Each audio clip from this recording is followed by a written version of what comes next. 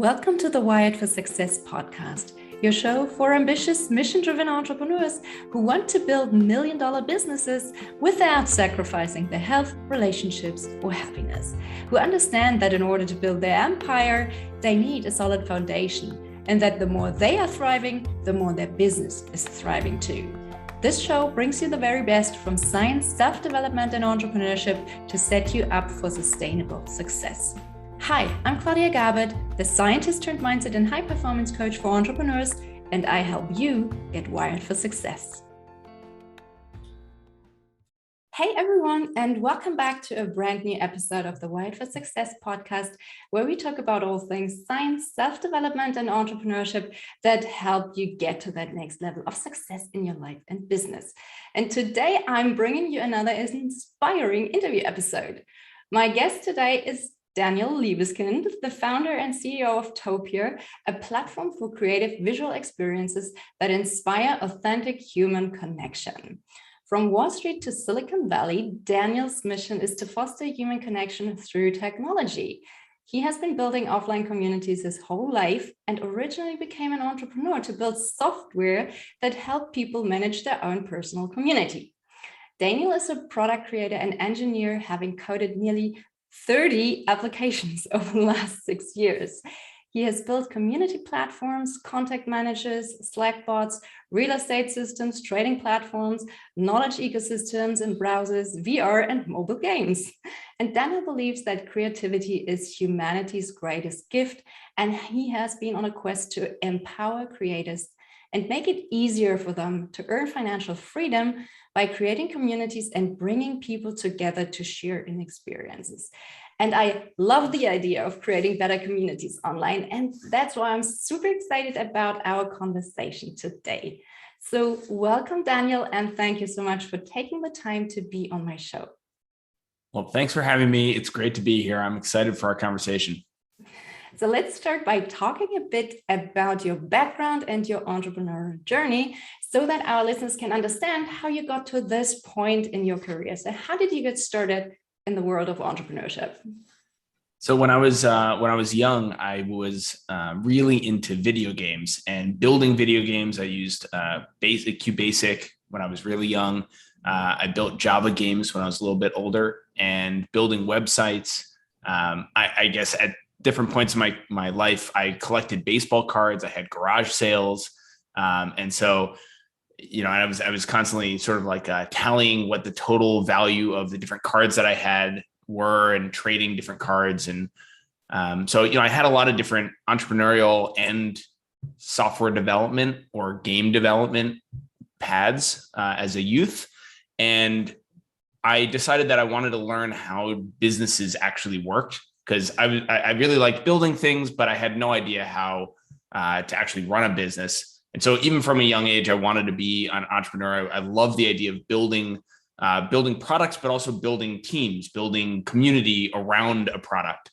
And so I went into finance and accounting to learn sort of the backbone, the underpinning of how businesses actually can work and be sustainable, and went into investment banking. So I was at Lehman Brothers for the collapse. I was an intern at Lehman Brothers for the collapse, doing investment banking. And then Barclays acquired or took on some of the employees from Lehman. So I was at Barclays. Then I was debating whether to go into sort of like startup work or go into investing, which was a little bit more of the track that I was on. And wound up going to Summit Partners, which is a VC firm, a little bit of a late stage VC firm in Silicon Valley. That brought me to San Francisco. I'd been in New York and did that for a couple of years, talking to CEOs, mostly of later stage companies that were growing really fast, but had found a way to be profitable. So a lot of these folks were very successful in scaling businesses, having hundreds of employees. And one of the things that I realized is that most of the people I was talking to really just seemed like normal people. They seemed, I'd had this imagining that successful CEOs, successful entrepreneurs I just put them on this pedestal.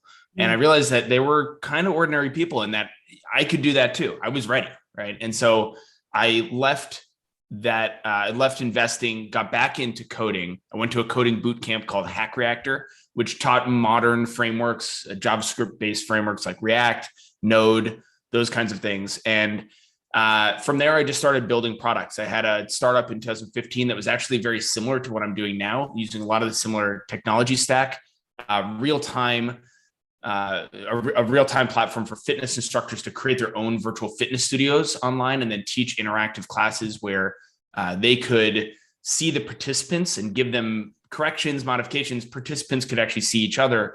So a lot of the stuff that we're talking about, the metaverse now and the evolution of the internet into a more synchronous, real-time social experiences. I was doing that back in 2015 around fitness. And from there, as you said in the intro, I went on a just product building spree, and I had a dev shop. I was building some products for clients, some for myself, or for others, or for friends, and startup ideas, and built almost 30 in over the course of 6-ish years. And I was chief product officer of Wikipedia on the blockchain company called Everpedia. After that, they started as a client. We were rebuilding their entire platform. And I wound up just joining the team. And the goal really there was to build community and build in immutable economic incentives to participate in knowledge creation as a community. I all along, I really wanted to, I've always believed in the evolution of the internet into a more real-time synchronous, using tools like WebRTC, which we can talk about, which is an underpinning of Topia. And so I've always been experimenting with that. I was building a VR platform for bringing community together, for creating social experiences. And when the pandemic hit, I basically threw out what I'd been building with the VR platform because people don't really have VR hardware. That's not that accessible around the world. And I really wanted a way for people, instead of just on Zoom having one-on-ones or one-to-many, being able to actually come together as a community in the way that you do in real life, where you can have serendipity, you can move around a space, you can have little private conversations, even if there's 100 people in the room. And so got rid of the VR thing, restarted as a browser-based application. And we can talk about that journey as well, but that's how I got here. That's awesome. It sounds like you're super productive. Now, what would you say has been the most important lesson that entrepreneurship has taught you so far? I think the building a product and being an entrepreneur are actually two very different things. Mm-hmm. And so one of the challenges for me, one of my biggest challenges that we can talk about, is how to go from a product builder, a very prolific product builder, into an actual entrepreneur who is working with other people, who's managing people, who's hiring, who's thinking about the long-term vision of this product, not just what can we manifest in the world and working backwards to figure out the features and then building it. And so, especially as you get really specialized in something, I think it can be challenging to make the leap to entrepreneurship. I was a little fortunate in that I've had a few different careers, and so I have a broad perspective, which helped me in many ways. But I think one of the things that you find is, when people are like an engineer, for example, it can be, and you're just really linearly focused on engineering, and then you try to become an entrepreneur, it can be really challenging to scale yourself. Mm-hmm. Yeah, that's a very important point, this scaling yourself, because I think you have to grow with those challenges. And as long as you stay inside your comfort zone and just focus on what you do best, you don't really have that personal growth, probably. So what would you say was one of the best investments you've made in the last couple of years? And this could be an investment of time, like learning a new skill, could be an investment of money, investing in a product or service, or could just be an investment of energy, like doing something simply for the sake of it and because you're passionate about it. Well, I've invested in a few different things, especially energetically. I think the biggest one for me is investing in trying to learn how to let go of control. As I was a product builder, I controlled everything, including, from the vision of what this is going to be down to what are the features that need to be built. and then actually building it. And the entire time I had full control over the product's destiny. And so I've spent a lot of time learning, reading, listening to podcasts, talking to people about how to let go of being in control, because there's no way to build a successful product, business, company that impacts billions of people by holding on to control of things. And so I recognize that, and I actually think it's one of my biggest flaws, maybe, or weaknesses as an entrepreneur is that I'm just very used to controlling the whole process and being involved, right, in everything. And as you scale a team, as you have more success, as things are growing, it's not just about control, it's also about being involved. And so, how to trust the people, how to make sure that we're hiring the right people that really resonate, that get what we're trying to do, that are champions of what we're trying to do, more so than I even am in certain aspects.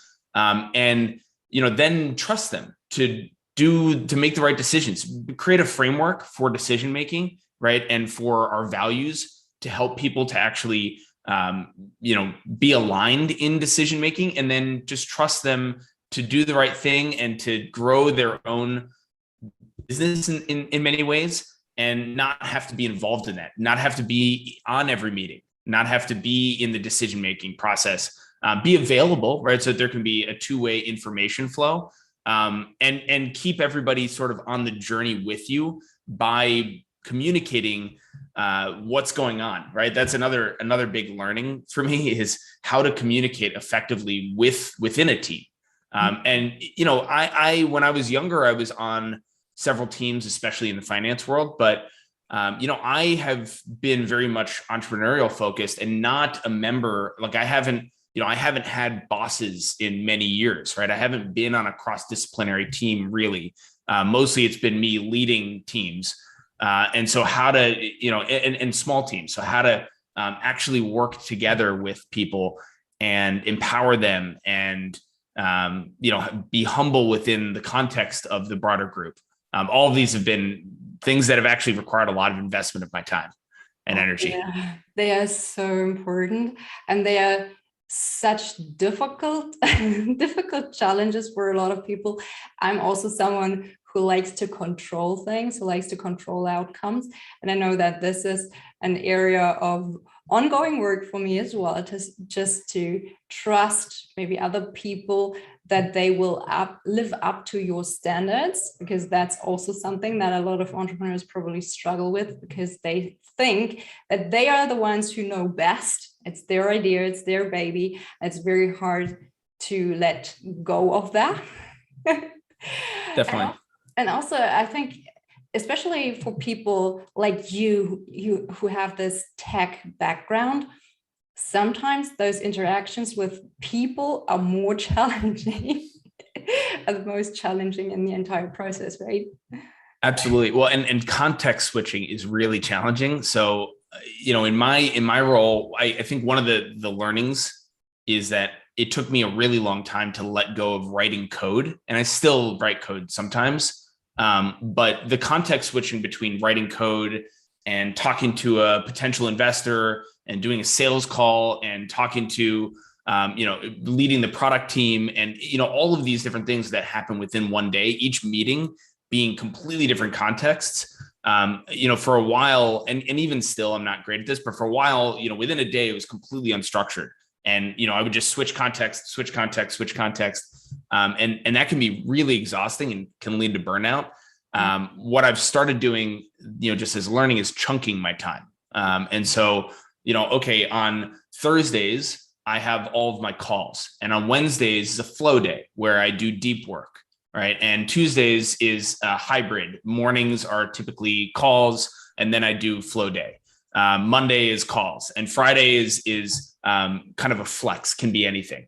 And so, by chunking the days in that way, I've found that it is way less stressful, right? Because one of the things that's really hard is, like, if you're, for example, writing code and you have a big call coming up, it's really hard to stay focused on the code. And often what I would actually do is I wouldn't write effective code, or I just, I would I'd be like, I just can't do that right now because I got this big call coming up, and the whole day would be kind of unproductive. And so that's been a really big learning for me, especially when you have a lot of different hats, right? Which most entrepreneurs are going to wear lots of different hats. You're you're 5 different roles. And if you don't trunk your time, it can definitely lead to burnout, which happened a little bit for me. I think another just big learning is, and I know that, Claudia, you talk a lot about sustainability and how to be a healthy entrepreneur as well. In the beginning with Topia, especially because I was wearing so many different hats and I was the product builder, I just took 0 breaks, right? I didn't stop for 6 months. And it actually burned me out. And I got a lot of advice along the way that I needed to be taking breaks because it was going to burn me out. And I didn't really at all. And then, I did reach this point where I was like, okay, I need to take a bunch of time off, which was basically, for me, like 5 days of just not, walking in the woods and that sort of thing. And I came back and I was in a good place. But it made me realize that I need to be taking time, and you can't work 7 days a week. You just can't do it. Yeah. It's not going to even lead to good business decisions. And it's one thing when you're building the product. When you're trying to actually be strategic, you need to give yourself the space to be strategic. Yeah, great tips. I love the time chunking. That's something that I teach in my productivity course as well, because this is neuroscience based. It's when your brain has to switch between those different modes, it creates it's kind of like an internal friction. It takes a lot more energy to switch between those tasks and different modes of thinking. That's why it makes total sense to chunk those, or to bring them, to have all of them, to batch all of these tasks and have them on one day or in one of those chunks of time.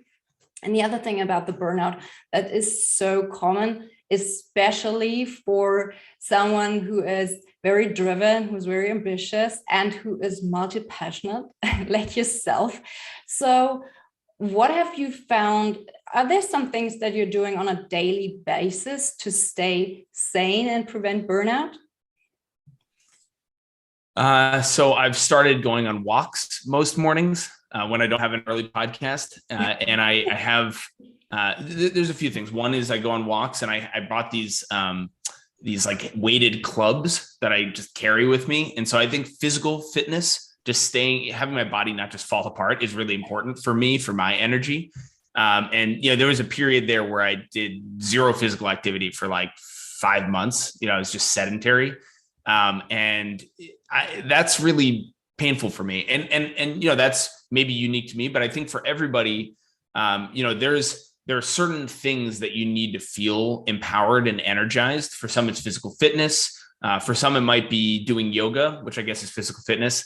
It might be singing. It might be drawing, painting, whatever things give you energy. I think the key is you need to continue doing those. And maybe even be really pragmatic about it and schedule those. It's okay to do that. And I think that if you let yourself lose the things that give you energy, I think of myself and really anybody as like a bucket of energy, right? And you can fill up the bucket. You give away the energy to things when you're showing up to stuff and you're connecting with people. Sometimes that can be energizing as well, but you need to make sure that you're recharging the battery in whatever way, whatever way makes sense for you. So there's no prescription. And sometimes when you listen to podcasts or read books, people try to prescribe things that are going to give you energy, but for everybody it's different, right? And so you need to find your things. And sometimes they're not even like do meditation. Sometimes they're like scream into a pillow for 30 seconds. That might be your thing, and that's okay. Yeah, I love that. I mean, I think it's very true what you said, that you have to follow the joy and not lose sight of that, because otherwise you run out of energy and out of motivation. But I think there are certain habits that are important. So I think it's important, for instance, to pick something that keeps your physical body healthy. Like it could be any type of exercise, something that you enjoy, but you should find something that keeps your physical body healthy. But then also you need to find some things that keep your mind healthy. And you also want to find some tools or techniques that help you stay connected, that feed your soul. So I think there are different parts in our lives that we should not neglect entirely, but we can pick and choose what works best for us. And that's why I always have this my approach to coaching is very customized. So I don't have something that I prescribe as in, this is what works and you have to follow my path, because what works for me doesn't necessarily have to work for you as well. But I will just help you find the things that will work for you. So I think that's a very individual choice that we all have to make. Now, absolutely. Well, hold on, Claudia, before we go out there, a quote that I just heard recently. I think it's from a book called The Greatest Salesman in the World, something like that. But the quote is something like, and this is a paraphrase, you will have habits. You just will have them. So figure out what are going to be good habits and then let those just completely control you, right? Rather than having bad habits that you're trying to resist, you're constantly trying to resist, but they control you anyways. The habits are going to control you. So be really intentional about picking good ones and then let them control you. Just kind of an interesting concept. That reminds me of another quote. This basically goes something along the lines of, first you create your habits and then your habits create you, which is basically saying the same thing. You have to pick your habits first because they will define you. They are the things that you do on a regular basis.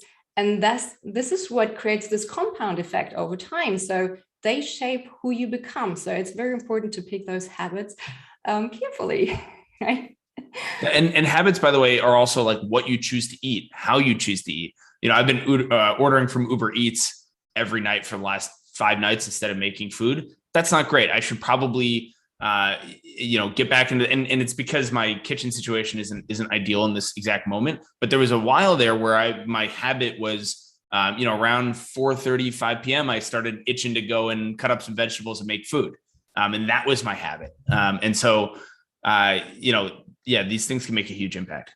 Yeah. And something that a lot of people are not aware of is that thinking patterns become habits too. The way you think is habitual. So you have your certain ways of thinking about certain topics, for instance, and they create behavioral patterns. So there's a lot, it's all connected. There's a lot that goes into this. And we could talk about that forever, but now let's get to something else that I'm interested about, especially when it comes to you and what you do. And this is the importance of community in general and for you personally. So let's start with the general importance. So why do we all need community?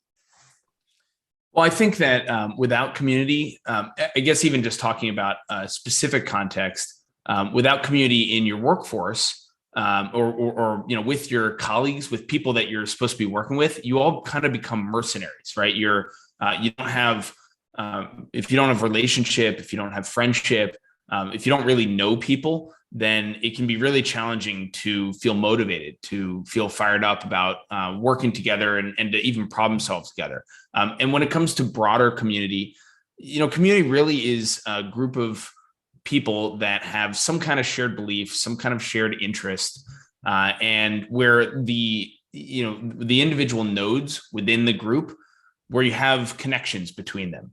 And sometimes you have you have a lot of different structures of community. So they can have leadership, they can be self-organizing, distributed.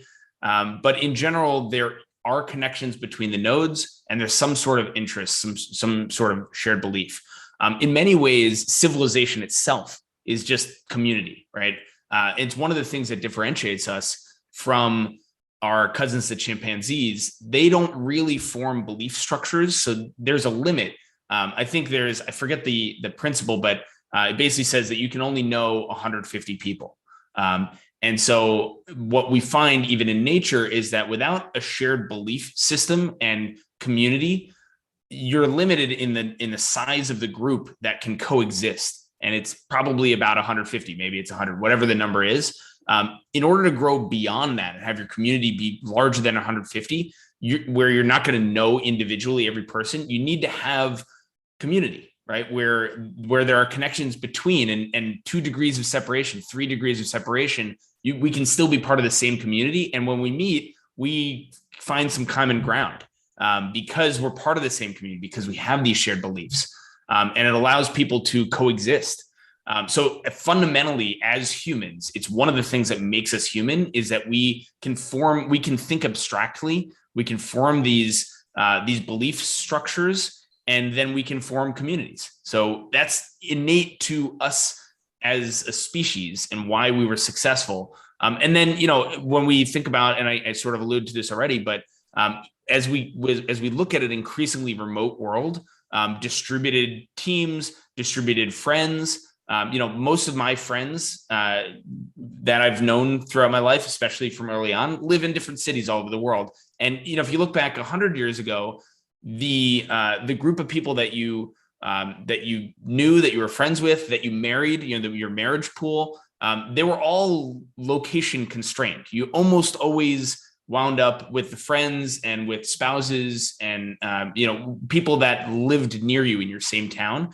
And that, we've seen that trend be completely blown away. The world is flat, globally distributed, people working together, being friends, being part of community. And so it's becoming increasingly important to find ways to actually be community, but also the opportunity to be in community with people that are all over the world that have different interests. Again, you're no longer constrained to what are the people in your town interested in? What are the beliefs of this town? If you have different beliefs or different interests, you can find people around the world that believe in that as well, right? And you can form community. And so I think we're starting to see unparalleled access to friendship, to relationship, to community. And tools like Topia are just one way to strengthen the bonds between individuals and not have it just be one to many. And really, the goal for us and for others like us is to make it so that just like in person, where a nonprofit, global nonprofit might have an annual gala where they bring everybody together so they can meet in person, have serendipity, strengthen bonds between each other. Why not do that virtually? And virtually, by the way, doesn't mean virtual reality. It's all browser based, very accessible. You don't need hardware. That means that the constraints to being part of this group, they're gone. It's not socioeconomically constrained. It's not location constrained. And I think that's really important to an evolving world where people want to be in connection with each other, regardless of how much it costs or their socioeconomic or location status. So to sum this all up, a community is the glue that brings people together. Can you say would you say it like that? I think that's right. Yeah. I read somewhere that a true community is about being connected and responsible for what happens. And I really like that description because it doesn't only point out the rather obvious that a community is about safety and belonging, but it also highlights the importance of responsibility for a functioning community. And I think this is an important aspect that I think is often missing in the current social media platforms because they're often too anonymous, and that doesn't bring out the best in people. Let's just put it like that. So any thoughts on that?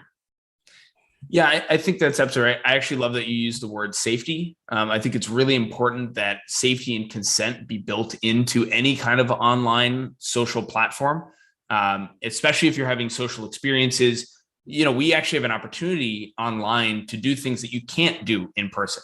And so, for example, if somebody's bugging you in person, they're kind of getting in your face.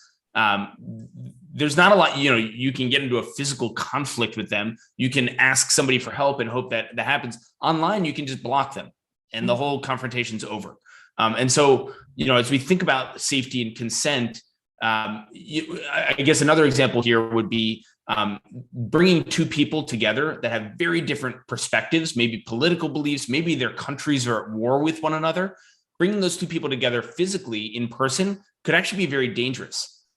Bringing them together online can be really magical. And what we find with social media that's asynchronous where, and often anonymous, or you're hiding behind a username, is that it's not really that safe often, in that because you're asynchronous, because you're hiding behind a username, it's not really that human. It's not that authentic. People are really carefully crafting their zingers at each other, and often it gets very toxic. There's a lot of troll culture that we're all familiar with. There's a lot of radicalization and echo chambers reinforcing your existing beliefs. And that's actually made worse with the algorithms that are sifting through all of this asynchronous content and then feeding it to, feeding really what it believes is going to be the most engaging, which is going to keep you on the platform for the longest and allow them to serve you the most ads, which is referred to as an attention economy. So when you combine an attention economy, which is just trying to serve you content that is engaging so that you stay on the platform longer, with pseudo-anonymous usernames or just non-authentic human connection, and really encouraging people to actually say things that are triggering, because that drives more conversation, asynchronous conversation. You combine those things, it leads to situations like what we're all familiar with some of the social media platforms, where there's a lot of toxicity and polarization, radicalization, troll culture, those kinds of things. I think what we're looking at now is an evolution of the internet from something that's purely asynchronous to something that has a synchronous real-time component. And people are referring to this as the metaverse. Metaverse means a few different things, but really what the metaverse is real-time social experiences. Being able to connect with people like we're doing in Zoom right now, or on a podcast where we're talking to each other real time. How can you do that at scale? How can you actually have community like you can have in social media in some ways, but have community where you're all connecting with each other real time, having experiences, and being really authentic, being really human. So that's the key for us. That's why in Topia you can actually see, it's got elements of video chat. When you walk up to people, you connect to them, you can see other real humans. It's not just avatars. It's not just usernames. That we find leads to really authentic behavior. It leads to really good conversation. And when you bring two people together whose countries may be at war, they actually have really interesting, really healthy debate and conversation with each other and learn things about each other, like they might do in person, but way safer.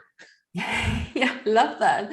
I really feel that as long as online communication is faceless, for instance, it loses, as you said, it loses a lot of this authenticity and genuineness. And I think it's necessary. Those components are absolutely necessary for building those strong communities, because when we are only seeing or when we are just seeing text or hearing words without seeing the other person we communicate with, we only have access to some part of the information. For instance, in text messages, we don't hear the tone of voice and we don't see a person's body language, right, all of which conveys extra information. It tells me whether or not the other person is joking or dead serious. It tells me whether or not the other person is nervous or relaxed. And without that extra layer of information, it's just so much harder to trust the other person, right? Because for all I know, it could be a bot I'm communicating with. I'm not really sure. And for me as a coach, it's just so important to see people's facial expressions and people's body language. It tells me a lot about the other person. And that extra layer of information is also why I prefer to do these interviews through video calls, because I want to make sure that my guests are not completely stressed out before we start, or that I don't ask questions that are making them feel uncomfortable. And when I see signs of them tensing up or getting nervous, I can always change direction. So long story short, I feel that if we want to use technology for building those real relationships online, we need to build an environment that mimics our real life experiences as closely as possible. And that's why I love how you've built Topia in a way that does just that. So can you share what your intention was for building Topia in the way you did, and how you've translated your vision into this technology that inspires the authentic human connection?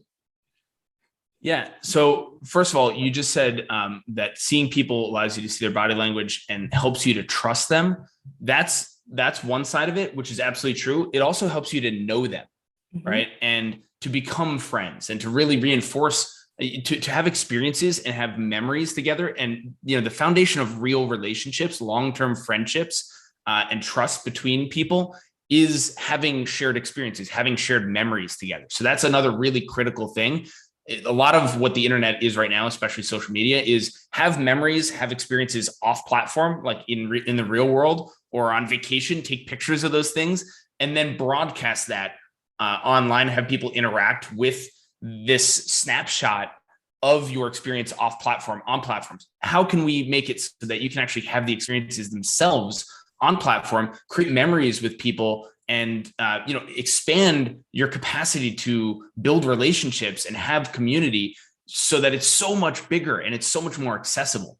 And so, in many ways, this also answers the question of, where did this come from? Why do this? For me, it always has been this quest of how can we break down the physical location barriers. I love making friends and building my network, and not even like an intentional, like build my network way, but I love having a friend, having another friend, and then introducing the two of them together so that they become really great friends. And that's happened a lot. It's happened to me too, where people introduce me to somebody. And often one of the funny things that you find is that your friends that know you best, they're able to make the best friend recommendations, because they're like, you need to meet this other person, that you guys are going to love each other, and they're almost always right. And so for me, it's always been about that. I've also been a big multiplayer gamer throughout my life. I love multiplayer games, and in many ways, the reason I like them, first of all, you're competing, if you're doing player versus player, against a real human, not just a bot. And similar to what you were saying, you want to communicate, you want to engage, you want to share energy with other real people, not necessarily with bots. The other major piece is that there's a lot of like MMOs, which are massively multiplayer games, where what people have found is that a lot of the power of them is actually not in the game itself, not in the quests, but in the social element, right? In coming together and having friends online. And so, for me, it's been this journey of, okay, how do we take the magic of things like MMOs and multiplayer gaming, strip out the gaming and make it more about just human connection and community, building networks, building communities, sharing ideas, sharing beliefs, making it safe to gather and get together online. So that's been a quest for me. The other side of it, which we haven't really even talked about very much, is I've been on a quest for a long time to figure out how to help creators, artists, musicians, dancers, even programmers, anybody that creates art or creates anything, how to help them to be empowered and be able to just be creative, right? I love creativity. And I think that as we think about, the rise of artificial intelligence and its embeddedness into us, it's not a war of humans versus AI. It's just AI is becoming part of us. And a lot of the routine pattern recognizing tasks are just going to be handled by artificial intelligences. But creativity is something that's really hard for AI to match. And so that's in many ways a really important thing for us to foster in humans. And so Topia actually originally started as a VR platform for bringing communities together, but really it was about the creative experiences, the social experiences that people could craft and then put it into a marketplace or co-create together, collaborate with each other to bring these connective community experiences to people. And so that it's kind of the smashing together of those two things. And so Topia is really creator oriented. When it's one of our decision matrices is, is this good for creators? Is this good for the people that are actually crafting experiences? Even as we think about the metaverse and interoperability, we can talk about that if you want. How do we make a lot of the decisions around that should be to be really creator oriented. And so that's kind of the origin of the idea for Topia. That sounds amazing. And it does not only sound amazing, but it also looks amazing, because when I prepared for this interview, I actually watched a demo video. And I have to say, it's not just a super appealing concept, it's also a great implementation. And just watching that demo video gave me so many ideas. For instance, I'm thinking about creating something like a group intensive, group immersion kind of thing. And I think it could be a great tool for facilitating these kinds of workshops, like these interactive workshops. So is that how people are using the platform right now, or what do people mainly use it for? Yeah, so that's a great use case. One of the funny things is that people have been using Zoom, which is really meeting software, to do these sorts of things. And the challenge with Zoom is that because it's really one-to-many, only one person at a time can talk, you need to have strong facilitation. So when you get above a certain number of people, if you're trying to do the kind of thing that you just said, where you're doing like workshops, you're trying to have people interact with each other, it needs to be heavily facilitated. Breakout rooms, who's going to talk next, spotlighting, those kinds of things. And what we find in Topia is that you can create the context, you can create the scene, just like in real life. You can set up the space, and then people can self-facilitate. And a funny example of this that happened relatively early on, where we weren't as stable as we are now. The person that was organizing an event, they brought like 30 different people in, and they were running a workshop where they were going to be facilitating it, but they embedded into the space instructions as well. And, they're sort of thinking about it in the Zoom mentality of, okay, I'm going to give instructions, but then I need to control everything. And we had some stability issues, and this person got booted out and wasn't able to get back in for like 15 minutes. And when they came back in, they found that everybody done the workshop. They were able to self-facilitate, right? There didn't need to be one leader controlling everything. They were able to run this themselves collaboratively as a community. And those are the kinds of things that happen in Topia. Is it's about setting the space. It's about creating the space, bringing the people together, creating that context, and then letting them go do their thing. Really powerful stuff. It's awesome. I think that's really been missing in today's communication landscape. So what else could people use Topia for? Do you have any other examples that give our listeners more ideas of how to use it? Sure. So Burning Man, which is a big music festival that shouldn't call it a music festival. It's a big festival that happens. It's really about human connection. It's about serendipity. It's a giving culture. It's been happening for 30 something years. It got canceled in 2020 because of the pandemic. And they were searching for, okay, what are we going to do? How do we bring our community together this year? They wound up using Topia. And this was like 5 months after we wrote our first line of code, maybe 4 months after we wrote our first line of code. So we hosted Burning Man in 2020. We did it again in 2021. Platform was way better. We had hundreds of people creating camps, a massive open playa where you could have serendipity, wander around. There were a lot of little scavenger hunts.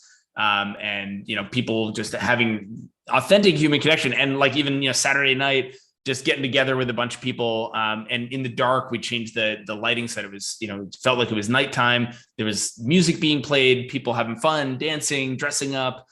So you can do those kinds of things. Asana, I guess on the other side of the spectrum, Asana, when they IPO'd, they brought 1,000 people into Topia to celebrate the IPO. And, you had the CEO go on broadcast, and he was talking to everybody. And while he's talking, everybody's, connecting in small groups and hanging out and whispering to each other. And, the kinds of stuff that happen in real life. And they had a scavenger hunt. They had videos embedded. You can embed YouTube, Twitch, all sorts of different content, again, into the space, into the context, creating stuff for people to interact with.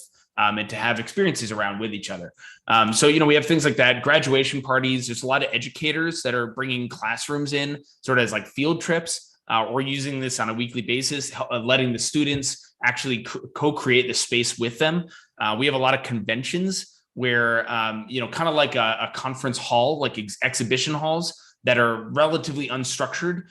You can put booths, have people come and interact. The person that's owning whatever the product is or the company is standing by the booth. And when you walk up, you connect to them, and now you're talking to them about that. And then you can move on and talk to somebody else. A lot of happy hours. We have a lot of companies that are using this as the way to really bring their people together to be a community, to build culture, and not just be a group of mercenaries that are, coming into meeting software and just doing their tasks. So, people are using this on a weekly basis for happy hours, for all hands, for stand-ups. Our team actually uses this for twice a week. We have everybody comes in person for stand-ups, and basically we all cluster together. We're kind of hanging out, and then one person walks up to the microphone and goes on broadcasts their stand-up, comes away. The next person goes up, and it's really awesome.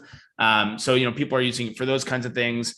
Birthday parties, another big one. Engagements. We've had weddings on Topia. Again, we're like, and even like hybrid weddings where we had one of our allies, Brian Switchko, and Chantel got married on Topia pretty early on, right after Burning Man 2020.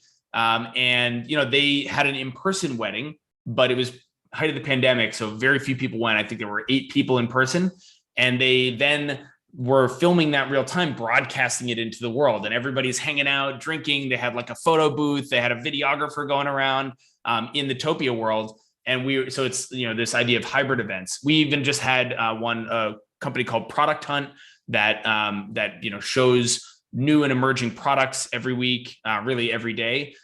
They've been throwing hybrid events where they have in-person gatherings. They just had one in San Francisco. They had one in New York before that. They have in-person gatherings, and they have Topia gatherings simultaneously, and they're broadcasting back and forth. So people in the in-person are coming up to basically the big video screen, and they're interacting and they're having fun. And people in the virtual are talking to each other and engaging with the in-person. So we have a lot of these like hybrid type things that are happening that really make it so that people all over the world can be participating in the Product Hunt event. They don't have to be in San Francisco, right?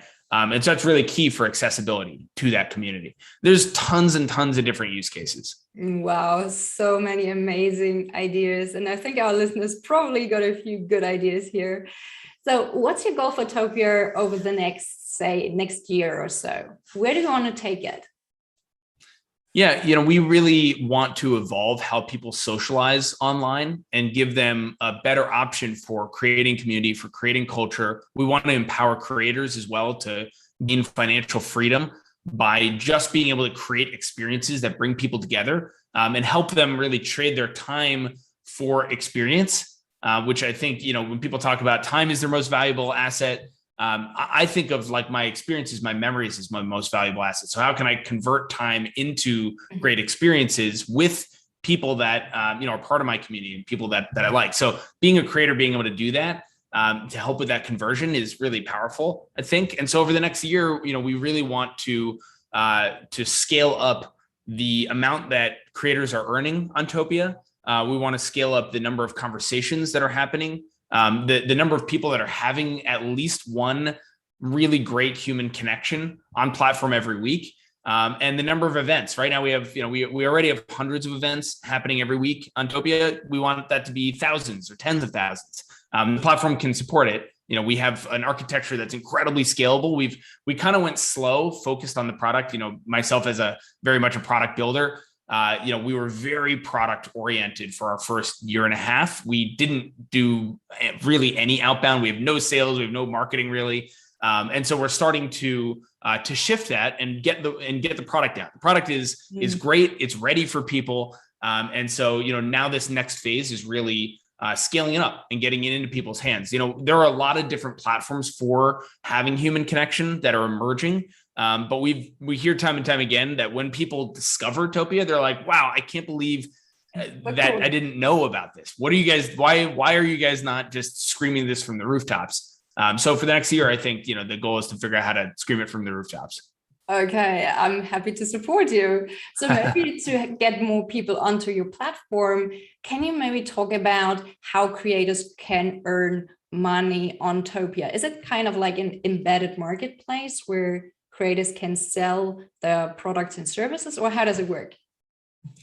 Yeah, so we have a marketplace. A lot of the most used templates are actually purchased from the marketplace.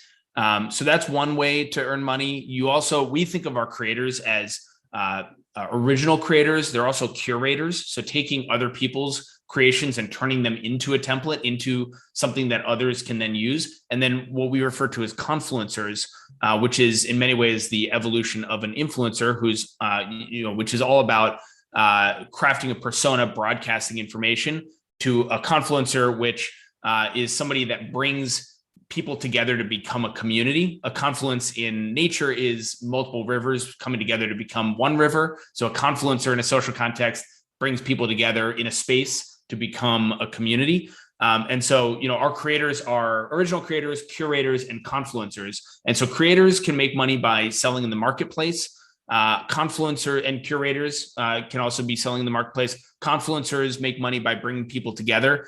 You can sell tickets pretty soon. I don't know exactly when this can be published, but we'll have world subscriptions where you can subscribe to Confluencer's world, kind of like Twitch, where you can subscribe to a stream and get access to the world, get access to events. You can get special emotes, which are like fun flair that you can throw into the world across the universe when you're a subscriber. And so those are the primary way to make money. We also, because we feel very deeply that we are a creator and a Confluencer platform, and because we've actually built Topia in many ways with our community and will continue to, we're very much a community platform. We actually pay 30% of our revenue, of any revenue that we make, which we can talk about if you want, but we pay 30% of that out directly to our creators and Confluencers. And so, a lot of them are making money from the marketplace, from ticket sales, and also just from the revenue that we're getting, often from the organizational side, where people are paying to have monthly subscriptions or to have one-off events. That's super cool.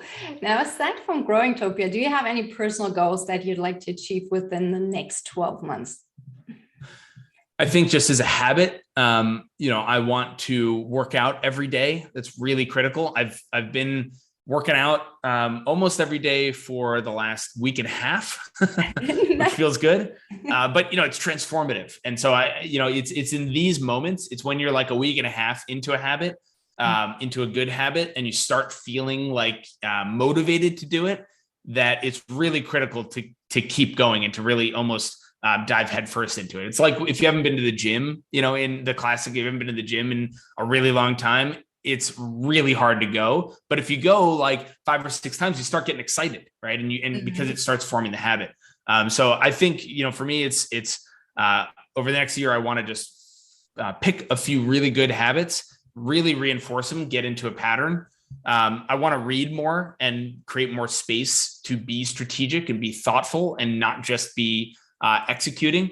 I think I want to scale up my own community. I've been kind of heads down building Topia, and it is a community platform. I've been interacting with a lot of people, but be a little bit more intentional about even non-Topia community building. That sounds awesome. Best of luck for that. Thank you. Last but not least, what's your favorite social media platform outside of Topia to connect with people from all over the world? So where would you like listeners to reach out to you if they would like to connect and learn more about you? Yeah, I'm fairly active on Twitter. I do enjoy it as an asynchronous platform. I think the short sound bites or thought bites is compelling and interesting for me. So you can find me D Liebeskind at D Liebeskind on Twitter. I also, I think Instagram is really interesting. Like, you can find a lot of really cool Topia content on Instagram because we're a very visual platform. So if you want to see more about Topia, I'd encourage people to look on Instagram. We're Topia.io on Instagram. Connect with me on Twitter. I'm happy to talk to anybody. Fantastic. As I said, I love the concept and I'm happy to support you and Topia. And I make sure to put all those links in the show notes below so it's easy for people to find and check it out. So thank you so much for this inspiring conversation. I really enjoyed talking with you and I appreciate you sharing all those tips and insights. Thank you so much. Thanks for having me on here. This is really a treat. I enjoyed my time. Take care and talk to you soon. Bye. Bye-bye. Welcome to the Wired for Success podcast, your show for ambitious, mission-driven entrepreneurs who want to build million-dollar businesses without sacrificing their health, relationships, or happiness, who understand that in order to build their empire, they need a solid foundation, and that the more they are thriving, the more their business is thriving too. This show brings you the very best from science, self-development, and entrepreneurship to set you up for sustainable success. Hi, I'm Claudia Garbutt, the scientist turned mindset and high performance coach for entrepreneurs, and I help you get wired for success.